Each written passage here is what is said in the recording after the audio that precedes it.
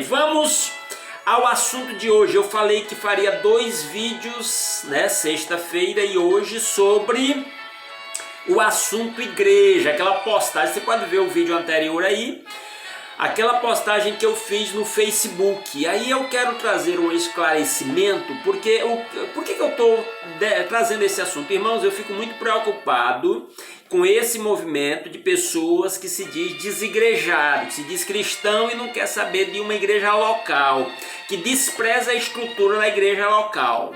Pessoas que dizem, eu posso servir a Deus, eu não preciso de uma igreja para servir. Você precisa, meu irmão. Foi Jesus quem instituiu a sua igreja. E no Novo Testamento, a palavra igreja é usada em 2 sentidos, que eu vou lhe esclarecer agora, até lhe mostrar exemplos aqui.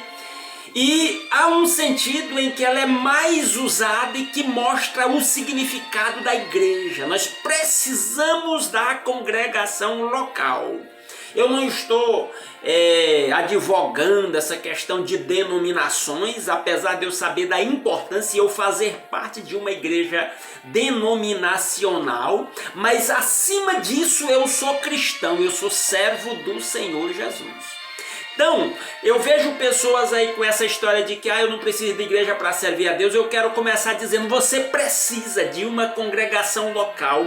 E que na minha experiência de mais de 50 anos de igreja, eu posso dizer assim, não é literal, mas posso dizer assim, eu nunca vi uma pessoa vivendo a fé cristã de verdade sem fazer parte de uma congregação local.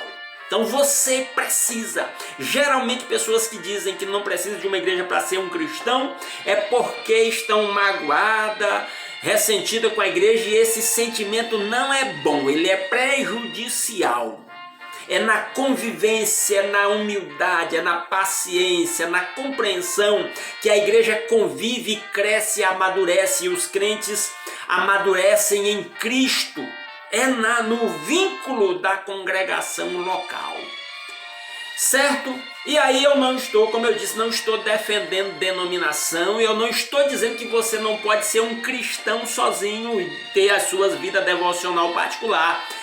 Pode e deve, ninguém deve viver apenas dependente das reuniões da igreja, não. Aí também já é outro erro, outro equívoco.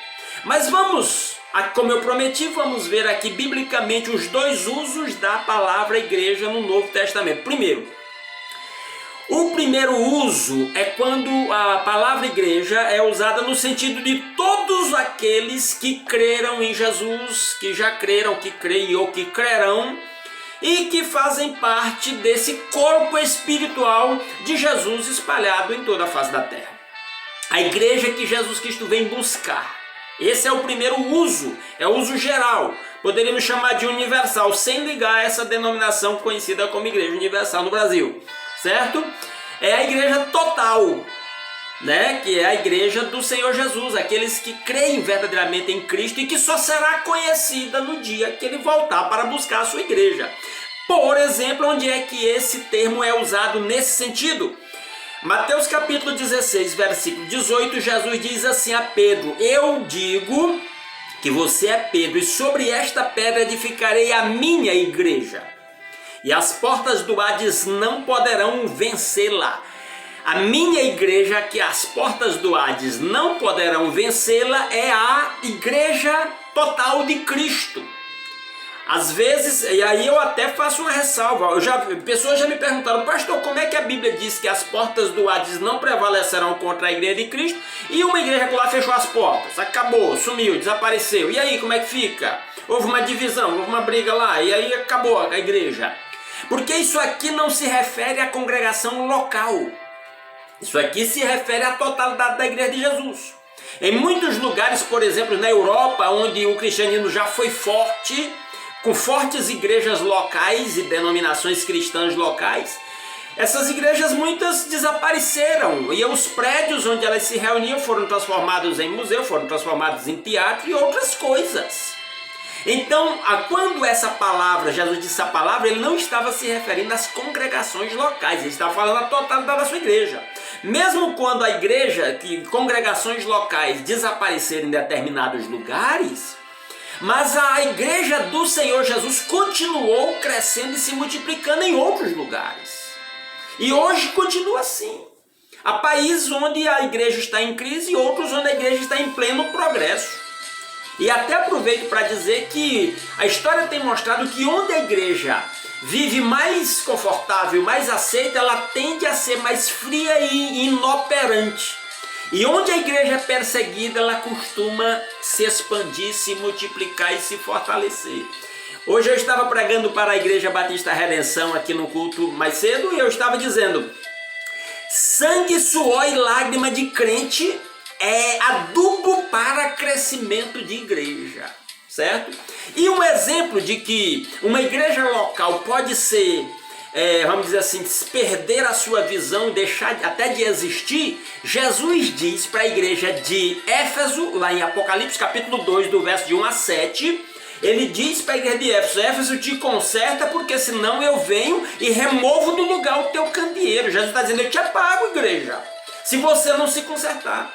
Então uma igreja local, ela pode perder o seu sentido, ser fechada as portas, deixar até de ser igreja, deixar de existir. Isso é bíblico e é resultado da experiência. Isso existe para todo lado. Então, o primeiro uso da palavra igreja é a totalidade. Aqui está falando da totalidade. E há outros textos bíblicos, que eu só vou citar esse exemplo aqui para não prolongar muito. Mas há outros textos bíblicos que se referem à igreja como a totalidade do povo de Deus espalhado sobre a face da terra. O segundo uso, aí sim é o uso mais comum do Novo Testamento, são congregações locais. Reuniões locais. Que estas reuniões locais representam a igreja total do Senhor Jesus espalhada na face da terra. Por exemplo, Atos capítulo 11, note isso aqui. Livro de Atos, e eu sugiro que você confira aí na sua Bíblia isso que estou dizendo. Atos capítulo 11, versículos 22 e 26 falam de igrejas locais, referentes à cidade. Por exemplo, Atos capítulo 11, verso 22 diz assim: notícias desse fato chegaram aos ouvidos da igreja em Jerusalém e eles enviaram Barnabé a Antioquia. Então, aqui está se referindo a uma igreja específica, local, que se reunia.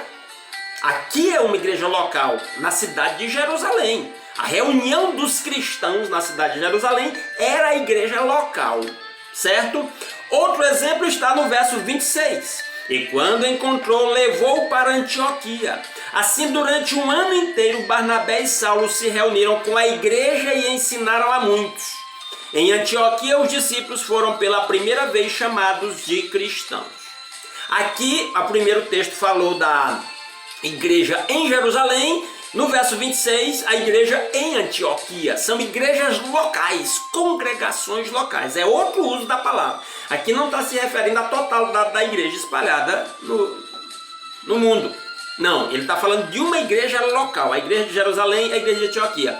E um uso que é muito comum, que é o mesmo sentido no Novo Testamento, um exemplo disso é Romanos capítulo 16, versículos de 3 a 5, que é a igreja nas casas. Numa época em que a igreja não tinha templo, o templo de Jerusalém não era templo da igreja, era templo do judaísmo.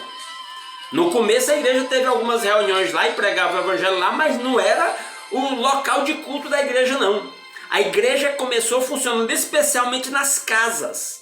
Por exemplo, Romanos 16, de 3 a 5 diz assim: saudem Priscila e Áquila, meus colaboradores em Cristo Jesus. Arriscaram a vida por mim, sou grata a eles, não apenas eu, mas todas as igrejas dos gentios. Saúdem também a igreja que se reúne na casa deles. Paulo está mandando uma saudação para Áquila e Priscila e faz menção da igreja que se reúne na casa deles. Olha que coisa fantástica, que coisa maravilhosa a igreja sendo chamada aqui. A igreja é um grupo de crentes reunido na casa de uma família, é chamado de uma igreja. Então, são esses dois usos que o Novo Testamento faz da palavra igreja. A totalidade dos crentes, que é invisível, que não depende de denominação nem de reunião, só vai ser reunida no último dia quando Jesus vier buscar. E a igreja local, os grupos locais de cristãos, ali entre as denominações, as mais variadas denominações cristãs, que se reúnem em locais que pode ser templo, pode ser casa, pode até ser outros lugares. Igrejas funcionam em diversos lugares. Onde Jesus disse, onde estiverem 2 ou 3 reunidos em meu nome, eu estou no meio dele. É bom a gente entender isso para entender algumas coisas. Primeiro, o pessoal precisa parar de postar esse negócio em rede social dizendo assim, a igreja que vai impactar o mundo não é a que você frequenta, é a que você é. Vou lhe dizer, você sozinho não é igreja. Ninguém sozinho é igreja. Igreja é ajuntamento de cristãos. Primeira coisa. Então tem que parar com isso, está errado, isso é antibíblico, isso não bate com a palavra de Deus. Segundo, aquela fala, eu não preciso de igreja para ser cristão. Você precisa da comunhão de um corpo local. Igreja é corpo, é comunidade, é convivência. Então você precisa, se há mágoa no seu coração por causa da igreja, alguma decepção que você sofreu com a igreja, perdoe, porque perdão é fundamental no relacionamento de amor de cristãos. E a gente foi criado por Deus para existir em comunidade. Ninguém é uma ilha e ninguém vive isolado sozinho.